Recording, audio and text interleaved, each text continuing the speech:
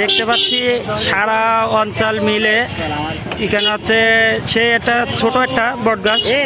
এখানে অসংখ্য পরিমাণ মানুষ থাকে। এখানে দেখেন কি অবস্থা, ফুচকার দোকান বসাইছে এখানে। এই পাশে প্রচুর মানুষ।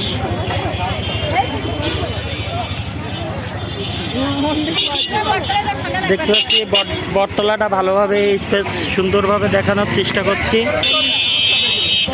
এখানে হাজার হাজার মানুষ, যত বিকাল হবে তত আসবে। এখন দুপুরের টাইম, এই যে বেলা, এখনো দুপুরের টাইম, সেরকম মানুষ আসে নাই, কিন্তু আরও সামনে